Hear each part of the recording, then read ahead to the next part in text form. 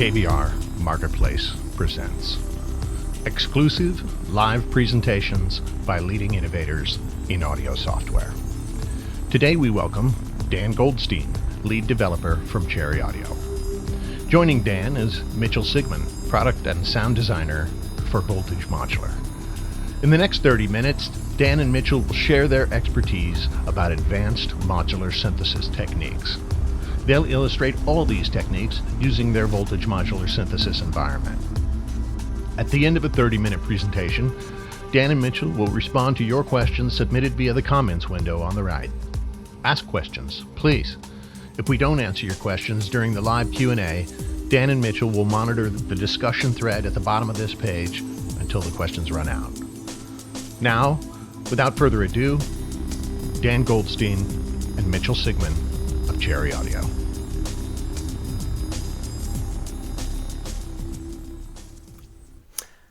Hi there, I'm Dan. I'm the CTO of Cherry Audio, and we are coming at you live once again from my studio here in Las Vegas.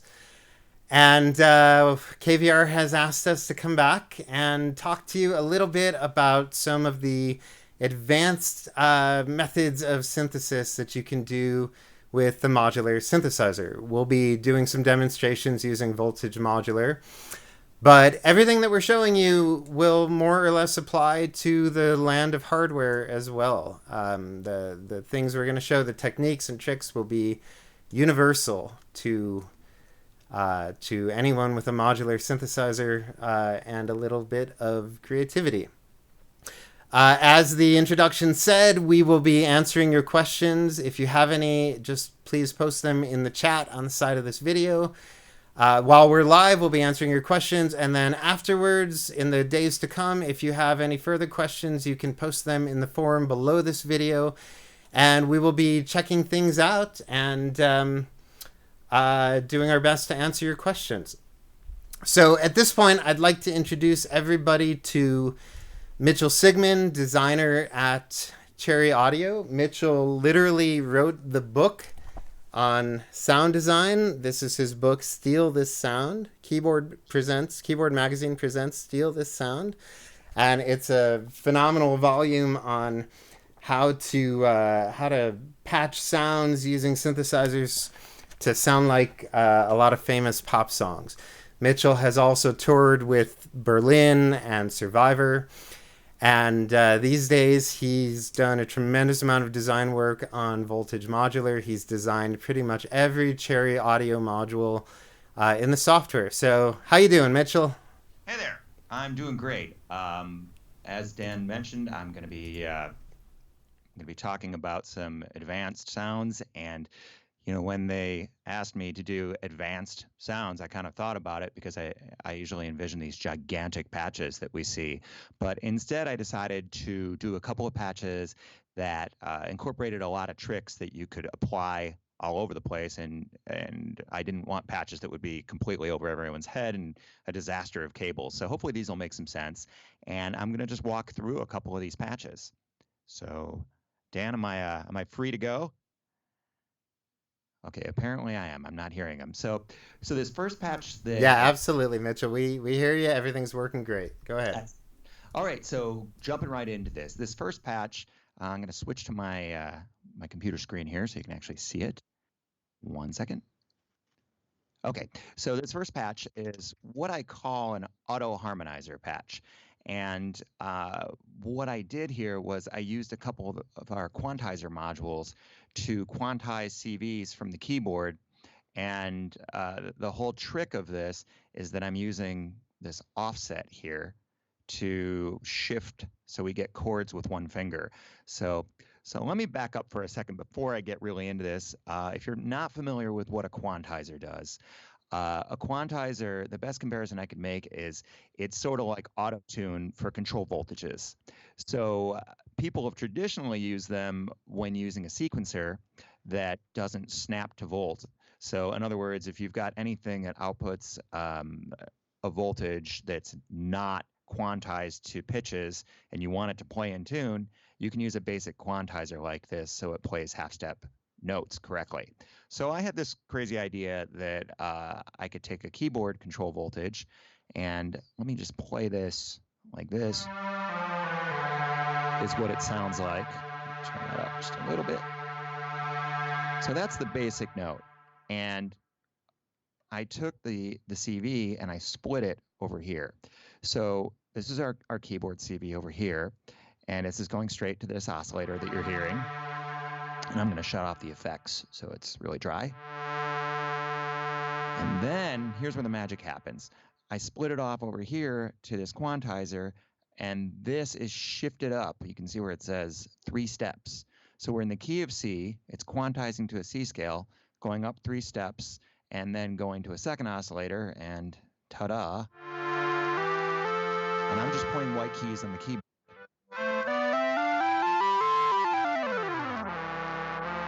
And it even does some interesting stuff when you play black keys. And then I've split it off a third time over here, and it goes to this second quantizer over here. And this one, instead of being on 3 steps, this one's on 7 steps. So essentially we're getting root third fifth. So I'm going to turn this one on.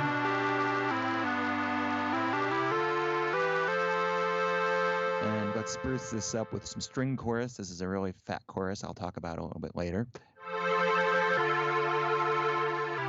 And some reverb.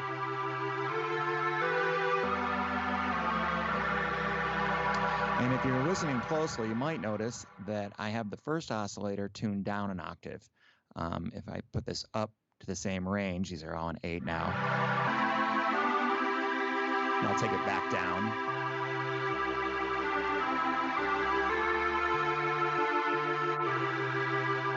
So let's break this down a little bit. There's a couple other tricks in here going on that I'll get to, but let's break this down a little more. To recap, I've got the keyboard control voltage going straight to the first oscillator. And then the second oscillator is the green, and we're shifting by, well, I guess a major third. It's 3 steps. And then this one is a fifth. Now, I've taken the outputs of these, of the oscillators actually, and I've run them into this voltage-controlled mixer. And the reason why I did that is so I could use this fancy switch here. Truthfully, you could just run these into a regular 6-channel mixer and use the mutes on that. But to be quite honest, I liked these big rocker switches with these lights on this Andrew McCauley module. So I use these to turn the intervals on and off. So here we go. Root, third, fifth. No doubt you've also noticed these labels right here, which are pretty nifty. We started including these a couple of revisions ago, and you can right-click on any module and add label, and you can see it says edit me, and if I was going to add, say, a 7th, type whatever in there, and you can size these guys by just grabbing the edges. You can move them pretty much anywhere you want, and these are really, really handy because it's, if you've messed with modular synths, you know that it's easy to get confused when you have a really large patch. So this makes navigating things a lot easier. So I'm going to remove this one. And let's see, what else do we have going in this patch? Oh, so what's happening here, actually this switch over here, this just outputs 5 volts when you turn them on. So you can see on my voltage controlled mixer, when I turn them on and off, you can see those are going up and down because I've got these all set on 0, and then I've got a CV input coming from each one, and there's essentially 5 volts going to these to turn on the mixer channels. So there's probably 27 ways you could accomplish this, but this is how I did it, so I'd have these neat switches. So that's what's going on with that. Let's get back to this other thing I added here. You can see I've got an LFO over here, and this LFO is doing this. And I actually have these assigned up here to the performance controls. So the performance controls are these sort of blank knobs up here in switches that you can assign to anything in voltage. So I assigned this over here using performance assign. That's a right click, and I assigned it right there, this interval move. And what this is doing is this is letting this LFO, this wave here, it's a ramp wave, go through here, and this is routed to this offset. And the offset is Dan, can you take over for a second?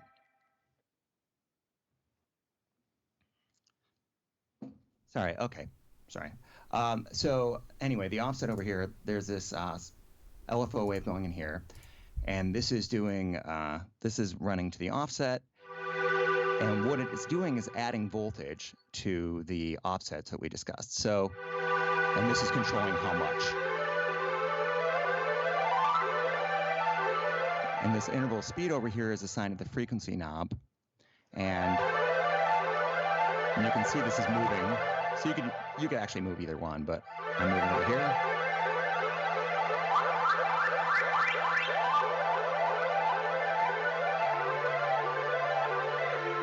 And then you can turn that back down to shut it off. I've also assigned the cutoff over here to a knob up here. So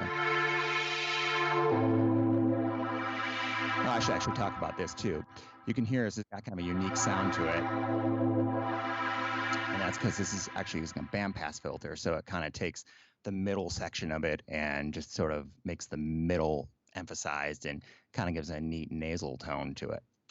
Another thing I wanted to talk about was, you can see I've got all these mini LFOs going over here. And what's going on with these is these are affecting the pulse width modulation of the oscillators. Let me solo those. Let me turn off. So we just have one. So that's just this one. I'm going to turn off the effects. Okay, so you can see how that wave is moving, and that's because we have this pulse width modulation getting modded by this mini LFO. Now, this is an interesting point with voltage. On most synthesizers, you wouldn't have a ton of LFOs available, a traditional polysynth or that kind of thing. So you would just use one LFO to modulate everything. But as you can see, these are all moving differently, and that's because I used three different ones. This one's going to that one, and this one's going to the third oscillator over here. So what it gives us is, it just gives us kind of a different motion. It's moving at a different speed, and it's at a different depth. So even with none of the effects on it, if I turn those on, turn those up a little bit, it just gives it a more random kind of natural motion, which is really nice. So that covers that. What else did we want to talk about with this patch? I think that's everything with this patch. Oh, I want to talk about the effects. The string chorus over here, you can hear, really makes this a lot richer. Sorry, very loud. I think you're getting the stereo. And the thing about this string chorus is it's really unique. We were trying to replicate the chorus that they used in famous string machines, most notably the Arp string ensemble or Selena string ensemble, which are basically the same animal. And the thing about this chorus is it's actually 4 choruses at once. Hopefully I won't lose anyone here, but what's going on is, if you can imagine a chorus where you've got a standard chorus with going at about 6 hertz modulation, and then you take that 6 hertz modulation and you add another LFO on top of that at about 1 hertz, modulating that. So say it was going, it would be going,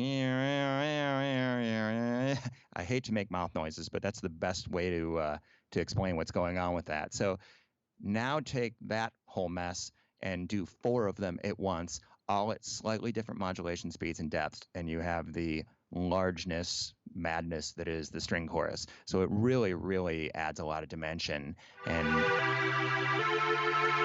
stereoizes things nicely. So that, I think that pretty much covers this patch.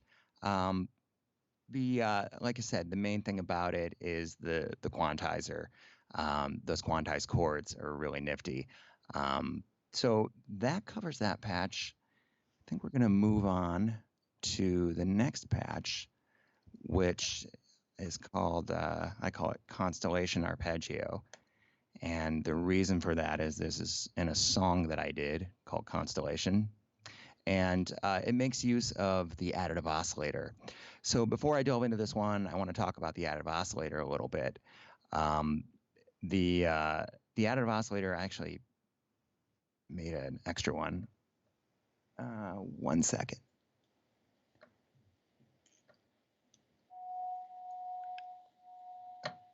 Oh, I didn't. Okay. So anyhow, the additive oscillator is basically an oscillator that creates the harmonic series. The best way to explain it would be if you had the basic harmonic was 100 hertz. The second one would be 200 hertz. The third one would be 400 hertz, 800 hertz, 1600 hertz, so forth. If I'm remembering right, that's the harmonic series we used. And I'm afraid I didn't save the patch, but I want to show this guy on its own and just sort of show what it does. So I'm going to create an extra cabinet, add empty cabinet. And by the way, I should have explained this. I option dragged to make a new one. It's a very easy way to get a new or a duplicate of a module. So let me just get this cabinet right in here. Okay, so I'm going to make a quick little patch here just to sort of show what the additive oscillator does. I'm going to add an amplifier.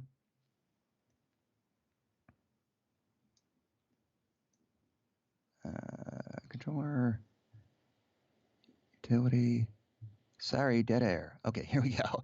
All right, I'm going to make a very basic patch, and I'm going to put the pitch into the keyboard CV. I'm going to put the gate into an amplifier so we can play it with a key. And now I'm going to take the output of this and go to the input, and output of this, output of the amplifier to the main outputs. And okay, so now, turn that down. Okay, so now this is the first harmonic. It's a sine wave over here. That's the second one. You can hear it's an octave higher. It's the third one. It's a fifth up from that, and so forth. And it kind of makes a seventh chord. So on its own, it's pretty nifty, and you can see it's got triangle wave and pulse waves, but we're going to stick with sine waves. And before I get into this patch, I just want to make it clear what this does. Now, what's really super nifty about the additive oscillator is that it gives you a lot of control of these levels, which is why we put these meters in here so you could sort of see what was going on. You can do this modulation here where you can select sort of a window. It's easier for me to show you. Okay, so, and of course you can modulate that. So you could put an LFO in there and just go like that. And you can also select what we call focus, which is sort of the width. So if I turn it up a little bit, now you see we're getting 3 with that middle one being the loudest. And if you turn that all the way up, they're all on.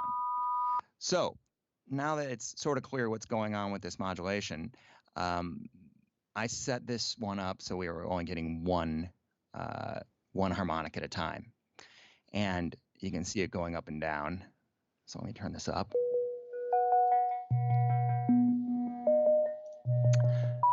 And I've got a couple effects going. So let me shut off the effects. And that one was off. Okay. So here's what's going on with this patch. Let me turn it up a little bit. And I'm going to delete this cabinet right here. Remove cabinet. Okay. So what we need to know about this patch, first and foremost, is everything's running on a common clock. And because I'm running standalone, I don't have any external clock source. So the clock is all happening right here. And I'm using our sync generator module. And what this does is the sync generator module outputs 96 pulse per quarter note clock. So in other words, for each quarter note, there's 96 clicks. And so if I took this sync out directly to anything, it would be going really, really fast because, 77 beats a minute, it would be many, many clicks. So the idea of this sync generator is you use it in conjunction with a sync divider over here, and the sync divider divides it into usable note values. And in this case, I'm using a very simple quarter note. So when you heard me playing the patch before, it's just bop, bop, bop. So quarter notes at 77 beats a minute. So you can see this clock is multed out to a couple of things. So let me go over how this is being used. Let me take this out. The patch didn't get saved right. I don't need that. Okay, so Okay, so I'm using a sample and hold. And sample and holds can be a little intimidating, but they're actually pretty simple. And what I'm using the sample and hold for is to modulate this center mod going to the additive oscillator.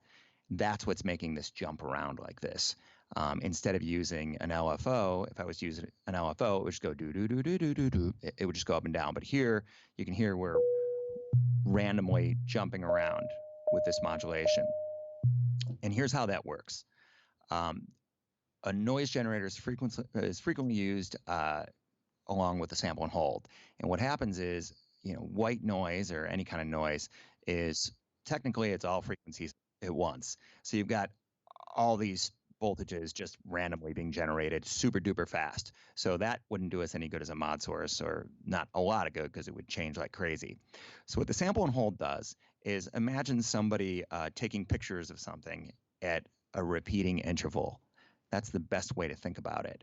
The sample and hold goes click, click, and stops the noise generator at given intervals.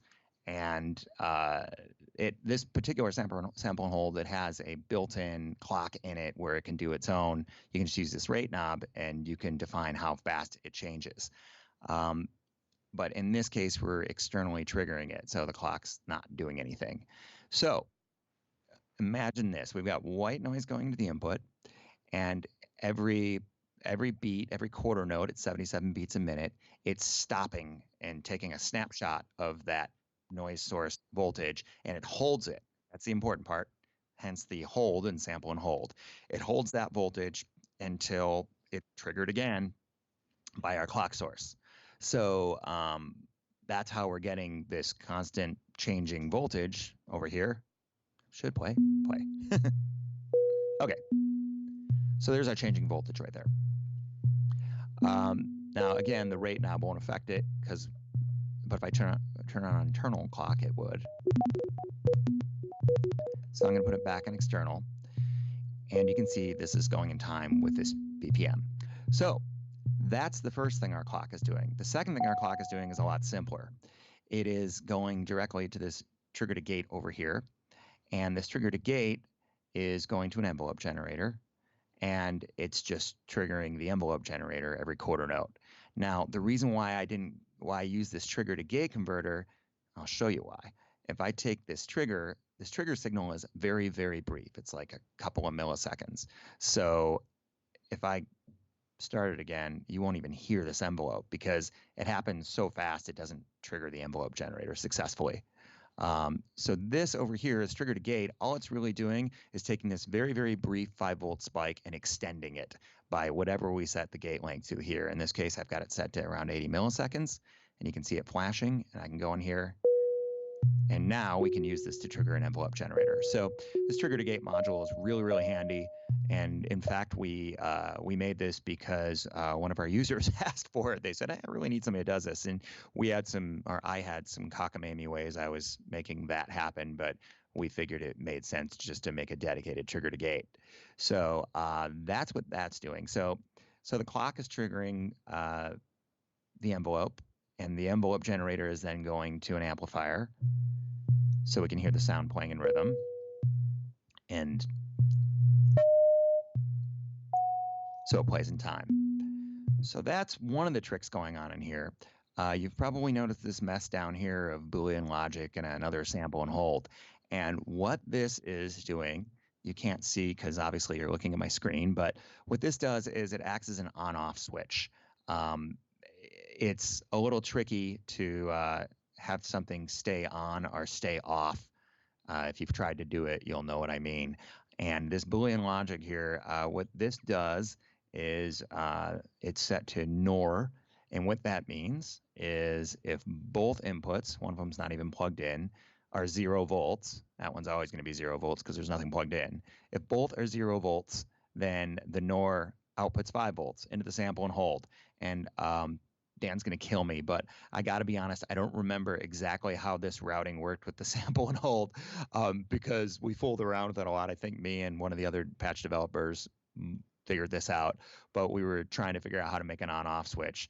And we finally succeeded fooling around with this Boolean logic. And so this basically just turns 5 volts on and off when you whack a key on the keyboard. Again, you can't see it, but you just tap a key on the keyboard, 5 volts stays on. And that's why I put this oscilloscope in here so you could actually see that. The oscilloscope is on 5 volts. That's the 5 volt line right there. I don't know if I zoom in, if it'll help. Yeah, there's 5 volts in the middle. And if I whack it again, it turns off and we have 0 volts. And what that is doing is this CV is going over here to this switch, and it's literally turning this amplifier on and off. The output of the amplifier, the very final output of the amplifier, is going into this input here, and it's switching for me the output here, and the output of that is going to my effects.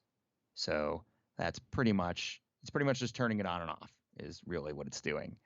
And this is the only reason there are 2 cables on here, is I'm going input left, input right into this effect over here. So that's what this whole mess an AB switch does. So moving along, you've noticed we have these plugin hosts over here. And right now they're off. There's a little active button here. And the plugin hosts, if you haven't used them, are super fabulous. And I can't say enough about how amazing and cool they are, because they, when you really think about it, they open up such a huge world. What the plugin hosts do is the plugin host module lets you use any VST or on the Mac side, AU module, and it lets you use it inside of Voltage. And it can be used for effects plugins like I'm doing here, or it can be, and that means you can route audio in and out through them. And you can also use it to host any virtual instrument. So if you've got literally any virtual instrument that you're used to using, you can use it inside Voltage, and you can further process things by taking its output and plugging it into Voltage modules. So when you really start thinking about the possibilities that presents, it sort of makes your brain explode. So in this case, I'm using it for an echo, and I'm going to open it up, and there's the plugin, just like it would look inside a DAW or anything else. And I'm using this one for a Valhalla vintage verb.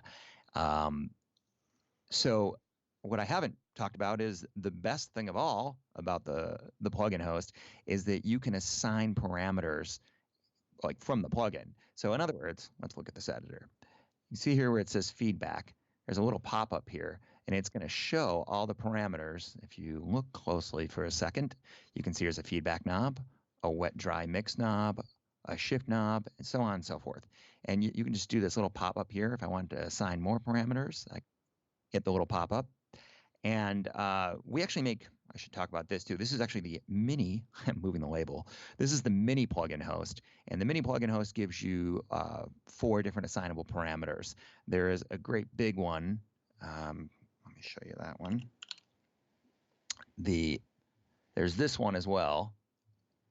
Go away, you. Okay, there's this one as well.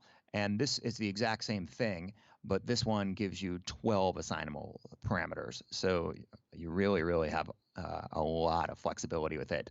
I actually personally lobbied for having a small one because I just didn't want to take up a bunch of space if I was only using a couple parameters. So getting back to this, what I've done with this freak echo effect is I have assigned parameters. It's best to let you hear this. So let's look at the editor.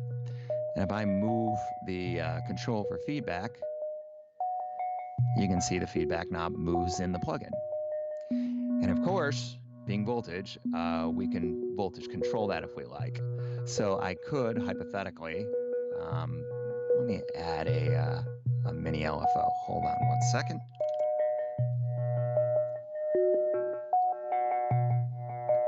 I can route the output of a mini LFO. And it's going nuts. Let me route it to the shift because you'll hear it more. Let's make that a lot slower. So again, this sort of makes the brain explode when you think about everything you can do with that. In this particular case, I didn't use any external modulation. What I did instead was I assigned it up here to performance panel knobs. So if you look down there, you'll see it move.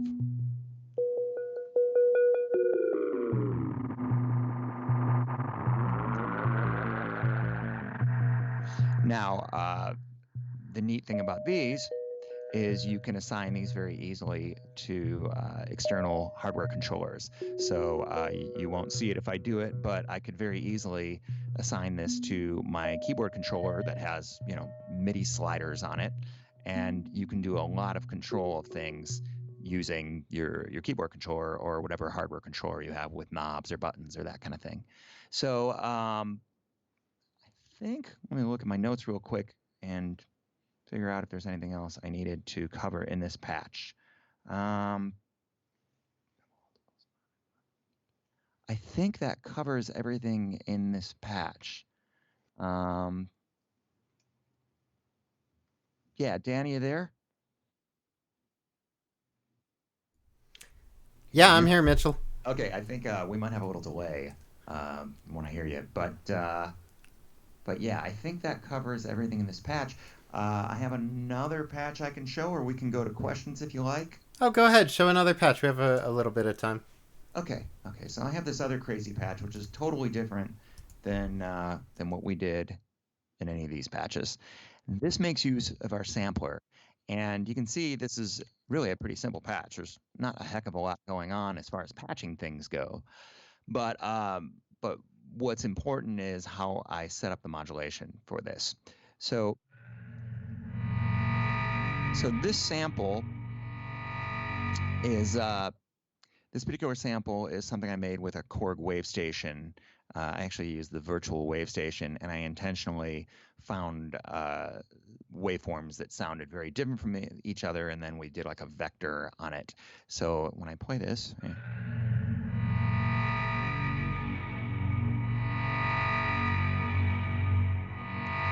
so you can see that the sound kind of has a pretty big shift in timbre to it.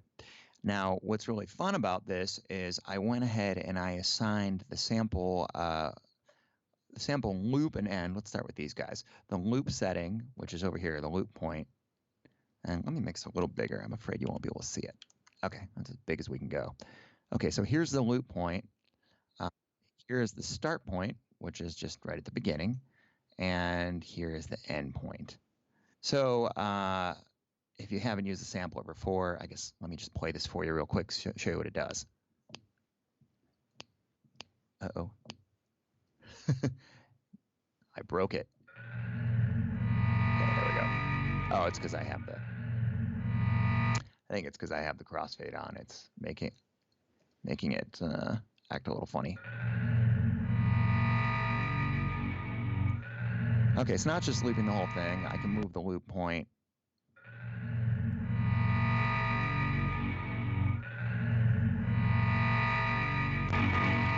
There we go. Okay, so, and you can see it loops. Now, the interesting thing that I've done, though, is I've assigned the loop point right up there, and I've assigned the end point. And again, you can assign these to hardware controllers, which I'm pretty sure I did. Let me check.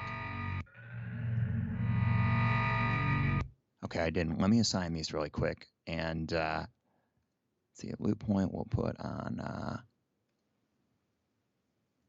MIDI learn. Okay, actually, I should explain what I'm doing, shouldn't I? I'm going to right click. I'm going to select MIDI learn, and you can see it turns purple. And I'm going to, okay, and I just moved a fader on my keyboard controller. We're going to assign this one as well. I just moved another fader on my keyboard controller. And let's do this loop plus end, which I'll explain in a second. Okay, that guy's assigned. Okay, so now what's fun about this is if I start it going, I can use the sliders on my keyboard controller to manipulate those in real time.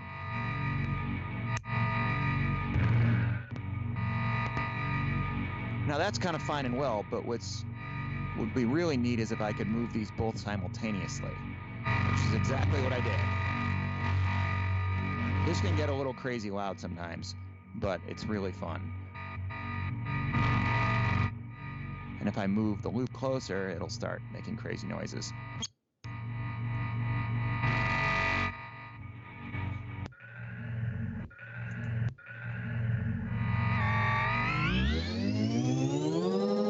Okay, let me show you what I'm doing there. In fact, I should have showed you this before. Okay, so what I did, let me rewind a little bit here because I'm getting ahead of myself. What I did for this knob over here, you can see that DC module right here.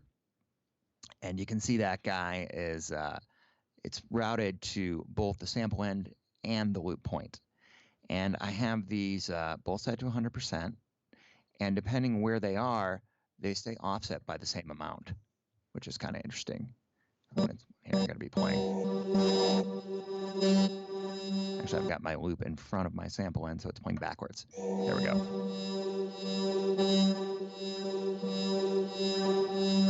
So you get this kind of window of playback.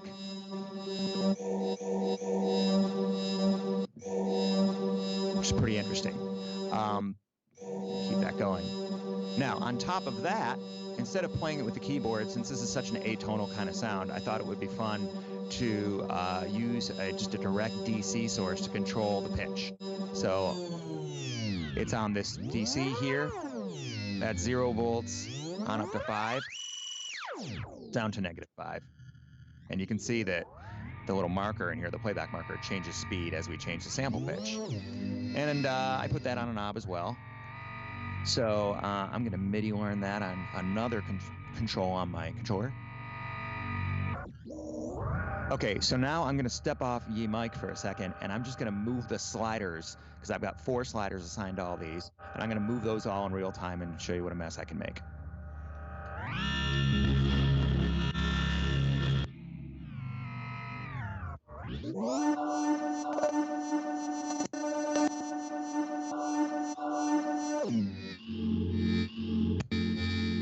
Okay, so you get the idea. You can go pretty crazy with this. This is really effective with sounds with radically changing timbres like this one, or it's also really effective with drum loops. You can make such a mess of drum loops with this thing. It's really quite fun. So yeah, I thought I'd just show off a little bit of the crazy stuff you can do with the samplers. Real quick, I would be remiss if I didn't show the sample rate reduction, which, unlike any sampler I've ever encountered, goes down to 100 hertz, which is insanely low. So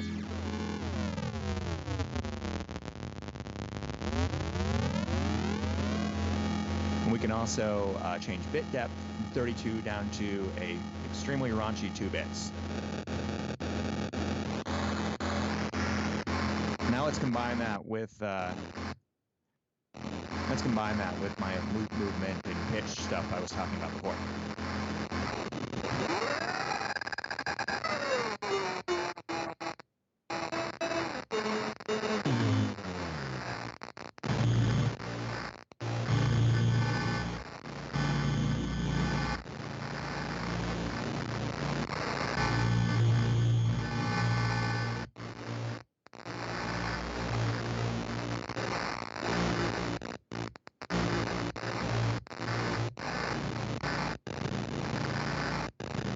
Beautiful, beautiful music.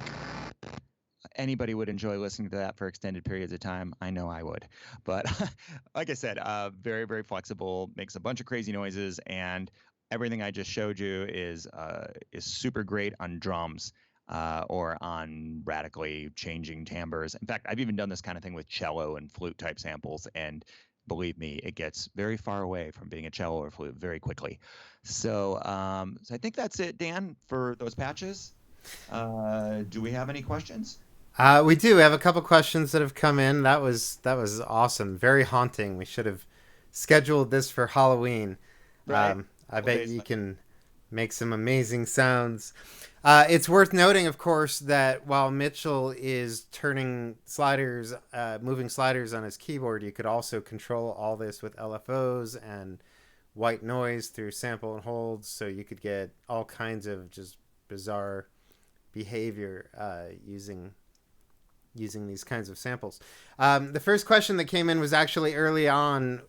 Someone wanted to know if they could use PCM sounds in their patches, and I think you did a terrific job of retroactively answering that by showing. Unintentionally answering that. I guess let's really field that.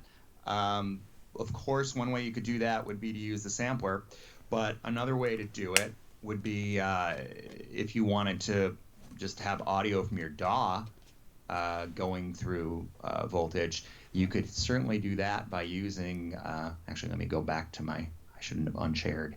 Let me go back to my screen. Okay, so these jacks right here, these audio in from host, you can use these, and with the standalone version of voltage or using your DAW, you can have these set up so that you can route anything from the outside world into any module of voltage. So again, sort of like what I was explaining with the hosting the effects and stuff, it really sort of melts your brain when you think about all the possibilities, because even if you never ever play a note of music with a keyboard on voltage, it makes a massive, amazing effects processor.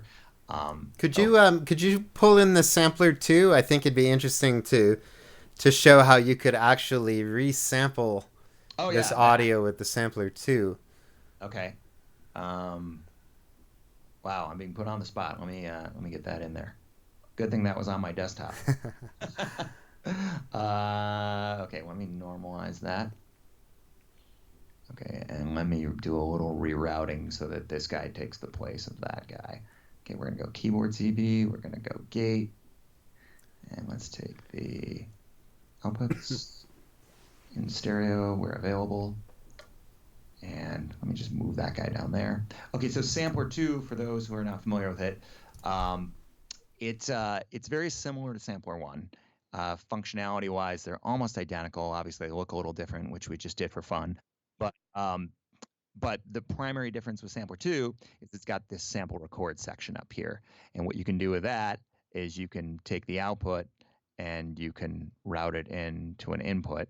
And see the meter right there? We can set our level. We can hit the record button. And there it is. You literally just sampled that, and let's make another example of that. I can take that I just made. Let's turn the pitch up. Turn the level down. Record. Stop record. So that's a very, very rudimentary demonstration of it. But yeah, you can definitely sample. You can sample and resample and resample. There are a ton of creative uses for that if you're doing real-time sets, playing and permutating sounds, that kind of thing. So, yeah, and that recording can be triggered with random gates as well. So while these sounds are being processed, they can re-record themselves and change. Actually, let me see if I can make like a little crazy version of that with an LFO, and show the gate function. You're in development. Yeah, I am. Should be in all. Dope. Okay, so here we have my LFO, and I'm gonna just put a slow square wave on that. And this is what we're talking about is called record gate. And what happens is when it sees 5 volts, it's gonna record, and when it sees 0 volts, it's gonna go out of record. So you could, I'm trying to think of a quick way to do this. Why don't you use the gate from your keyboard to record, so when you hold the key down, it will record what it's playing out. Good idea. Okay, so let me take this gate over here. We're not going to use the LFO. We're removing that. And, okay, so I'm going to let this play. I'm going to put this in normal mode, so it just record, not record. And just to be super clear, oops, not what I wanted. Just to be super clear, I'm pressing a key on my keyboard, and I'm letting it go. So I'm just 0 volts, 5 volts, 0 volts, 5 volts, that kind of thing. So I'm going to put this back in drone mode. Record. Here, take my mouse off it. Record. So yeah, that's a pretty interesting little trick you can do. Very cool. That. Dan, I'm trying to think. further answer that question. Oh, no, I think that's great. Between the samplers and processing audio from your DAW, I mean, you've definitely shown how just a few of the ways you can work with PCM audio. We have another question from KVR user Organism, who asks, can I use multiple additive oscillators together to extend the range of overtones? And that's an interesting question. I suppose you could put them an octave apart. Yeah, well, yes and no, I suppose, is the answer to that question. I mean, you can open 26 of them if you want. There's no reason you couldn't do that, and you can tune them however you like. However, I think what he's asking, he, she, person, sorry. I think what they're asking is, could you use it for a really extended additive synthesis kind of thing to get all the harmonics? And I don't know that you could, because you can't tune the individual harmonics in it. Let me sure, right, back those and show you. Really? And let me just put an amp on there so it doesn't drive us nuts. Oh, we can't see your screen right now. I'm sorry. I knew I was going to do that at some point. How beautiful do I look making a patch. Okay, so so here we go. Let's wire this guy up. And an output. That's not right. Should go to the input. Okay. And let's do pitch to pitch. Yeah, the problem you're going to run into is these individual harmonics, they are not tunable. I covered what all this modulation does down here. This modulation up here is another way of just turning them on and off, essentially, or adjusting the volume. But the pitch of each one is not adjustable. So the only thing you could do, I mean, you could use two of them at once. Right, you can adjust the range. You've got a 4-octave range, so you could use two of them and set them 4 octaves apart. Here, let me do that real quick. And you would end up having a lot of range. Yeah, you could certainly do something like this. What happened? Oh, there we go. Okay.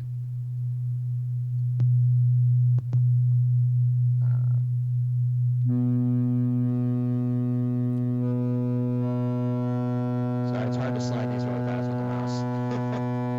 And then actually, you'd want to be really far apart if you think about it. That's clipping. That's pretty loud. You might want to turn that down. Better? Yeah. So, I guess the answer to that is you could sort of fake it. But if you wanted the proper harmonic series, if you wanted to do additive synthesis like a vintage Kawaii K3, K5 kind of thing, and really have the overtone series, the answer is no. I mean, there's other ways you could make that kind of thing happen in voltage for sure. You could use one of the tiny oscillators or use many of the tiny oscillators and tune them all to whatever harmonic series you want. But to be quite honest, that was a big inspiration for making this module in the first place, was so you could have a bunch of harmonics in one place. So hey, here's a great question from another KVR user, Russ, and this will be a fun one and easy to answer. Yeah. He says he's new at this modular synthesis world, and he wants to know, how would you make a CV signal arrive 10 to 500 milliseconds late rather than arriving at a module instantly? And all we need is a delay set to 100% wet, so maybe you can delay 2 oscillators, one when you hit a key and one delayed apart, maybe? Let me grab a preset real quick here. Patches.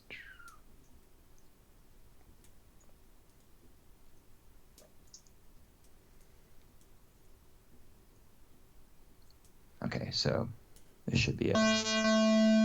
Okay, so we've got 2 oscillators here, and I'm going to take a delay, and I'm going to pull it in here.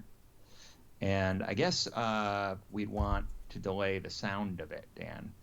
Well, no, he's actually asking about control voltage. So the thing about delay modules is they don't just delay audio, they can delay any signal, including control voltage. So hypothetically, I could take this pitch CV, but it probably wouldn't have the desired effect. Oh, it will. Set the mix to 100% wet. And turn the feedback down. Yeah. more fun with the feedback. Okay. Let me turn it up a little more at the time. You can really hear it. Okay, so this is like a second.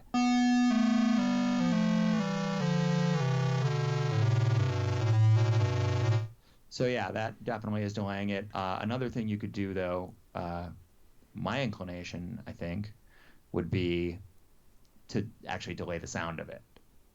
So now let's hook this back up like it was, and I'm going to take the sound of this guy, and I'm going to feed that to the delay. So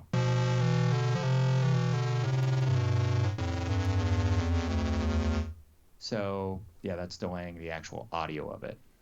So the answer is yes. You can definitely do it with a delay. I think, like, mentally, it seems like there should be some sort of CV delay module, but there doesn't need to be. A delay doesn't. A regular audio delay module doesn't know whether it's delaying a control voltage or a sound. That's right, and you can do some really neat tricks using a delay module to delay control voltage. You can also get really bizarre effects by running control voltage through effects like reverb and things that are designed for audio signals. And you know what? Maybe the next time we do a live video, we'll explore some of these more esoteric ways to make sound. But it is, I know my video is getting dark. The sun's going down. It's getting dark here, which means it's time to wrap up this broadcast. Thank you to everyone that asked questions, and hello to my buddy Clifton, who asked a question that we didn't get time to answer. So a couple things. First off, the next issue, the December issue of Computer Music Magazine, go out and get it. It's all about Voltage Modular. It even includes a free copy of Voltage Nucleus, which we normally sell for $29. It's got 19 pages of tutorials. It's got videos. We're just blown away by what Computer Music Magazine has done. It's definitely phenomenal. Also, to any Voltage Modular users that are out there, we are planning to have a pretty big sale for Black Friday in a few weeks. So keep your eyes peeled for that. And we have a lot of our third-party manufacturers that are going to be joining in on that. So thanks, Mitchell. Thank you for your time. Thanks for that cool demonstration. Definitely some great sounds. And of course, it's worth saying that we're just beginning to scratch the surface. I mean, there are over 400 modules available for Voltage Modular, and there's no end to the kinds of sounds that you can make. So that is just a little glimpse into a few of the more complex and interesting sounds that you can do with Voltage Modular. And who knows, perhaps we'll come back and do this again soon and show some more sounds. Thanks to KVR again for having us, and thanks to everyone that participated. And I just want to mention one more time, everyone out there, whether you're watching this live or after the fact, please feel free to join into the discussion in the forum for this live event, or jump on our Facebook page, or jump on our KVR forums if you have any questions at all. We appreciate every one of you for joining us, and everyone, have a great night. Bye, Mitchell. Thanks a lot. Thank you for tuning in to watch KVR Marketplace Presents. If we didn't get to your question during the Q&A, we will in the forum thread below. If you watched this event live, thanks for adding to the moment. You can watch it again at any time right here on KVR Marketplace Presents. To learn more about the technology presented today, look for links on this page. Bookmark our page to be sure you don't miss future episodes. And thank you again for watching KVR Marketplace Presents.